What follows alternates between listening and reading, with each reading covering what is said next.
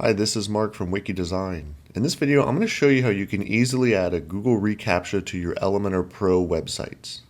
The first thing you need to do is head over to the Elementor tab, Settings, Integrations, and now we need to fill in the site key and the secret key. The way you get these keys is you need to log into the Google reCAPTCHA interface when you're logged into a Google account. So I'm going to head over to that page right now. So if you just right click, hit copy link. Now I'm going to paste this into a browser while I'm logged into a Google account. Hit enter. Once you get to that website, you just head over to this right here, version 3 admin console. You want to make sure that you're using Google reCAPTCHA version 3. So you just click that right here. Once you get to this page, you just add a label. So this is just going to be for your reference. So I'm just going to call it Wiki Demo Contact Form or something. And like I said, you want to make sure you always select version 3 right here. And this is the most important thing. You want to make sure that you enter in your URL correctly. So you just click right here. And in this example, we have a demo website just called Wiki Demo. You just want to put that in there. You just scroll down here, hit accept. And I would keep this active right here, send alerts to owners. So anytime that there's problems with your Google account or anything like that, or if it's not configured correctly, you're getting an email. So just hit submit, and that's it. So now you just need to copy these two keys into your Elementor account, and then I'll show you the next step. Now that you have your site and your secret key, you can head back over to this page right here, the Elementor settings integrations, and just paste in your site key and your secret key. So I'm going to do that right now. And once you put that in there, you could just keep this score threshold at default at 0.5. So you can adjust this later if some spam's still getting through. You can actually increase this score, so it'll make it more difficult for spammers to get through. So now once you put that in there, you just head on down to the bottom of the page and just hit Save Changes. So that's it. Once you do that, you only have to do it one time, so you don't have to worry about doing this again. Now what we need to do is enable this on your contact form. So let's go over to a contact form in Elementor. Once you're on the page that has the form that you would like to have Google reCAPTCHA, you just head on over into the form fields here.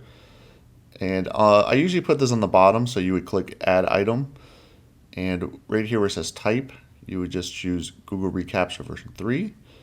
I don't recommend a label because it's actually going to be hidden. So if you see this right here, by default, it adds the Google reCAPTCHA badge to the bottom. So you probably have seen this on websites before.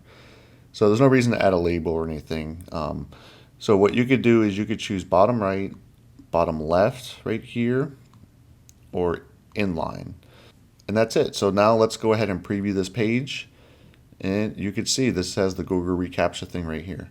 So if you don't like it inline, you could do bottom right. And then you can see right here, it will show up down here. And the good thing about the way it works with Elementor is this is only being enabled on the page that you add it. So you don't have to worry about having this badge on every page. So if I go to a different page, it's not going to appear there. So that's what's good about this plugin with Elementor. So here's a bonus. If you want to hide this badge altogether, Google actually gives you the ability to do that.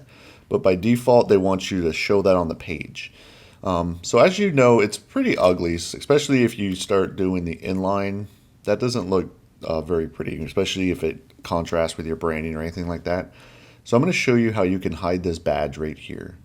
So here's the official documentation from Google. So you can hide the badge. As long as you add this to your contact form, you can hide that badge. So it's basically giving the user the ability to see the privacy policy in terms of service right here. So now you can head over back to your form. I'm going to show you how to add that HTML code. It's really easy. So you just click right here, Add Item, and under Type, you would just click HTML and paste that in there. So you can add this label if you like, so it's a little more organized if you want over here. So I'm just going to call it the reCAPTCHA text or something like that. So you can see right here, that's what the labels add. So if you want, you can just scoot that up here. And so now you have item 8, which was the reCAPTCHA. So now you added that, but the thing is still showing. So what you need to do is add this little bit of CSS code right here. So you just copy that, go back to your form, And I usually add it to the page, so if you see down here the settings gear icon, this will add the ability to add custom CSS to the whole page. So I just add that right here, and now it's gone. So if you have an inline, it's going to show this white box. So it's best to go back into here, go back to your contact form. If you had it already at the bottom right or bottom corner, that's what you have to do, is change it to that so it doesn't appear. So if I go into bottom right, you could see that it's gone now. Bottom left, it's gone. So you don't have to worry about that badge appearing anymore. So let me go hit update and show you how it looks on the front end. So that's it. You can see the badge was supposed to be in the bottom left, but it's no longer here. So that's good. And now this gives the ability for the user to click on the privacy policy or terms of service. So you're now compliant with how to display your Google reCAPTCHA form. If this video was helpful, make sure you give it a thumbs up, subscribe to this YouTube channel, and hit that bell to receive notifications when I release new videos. Thanks again. This is Mark from Wiki Design.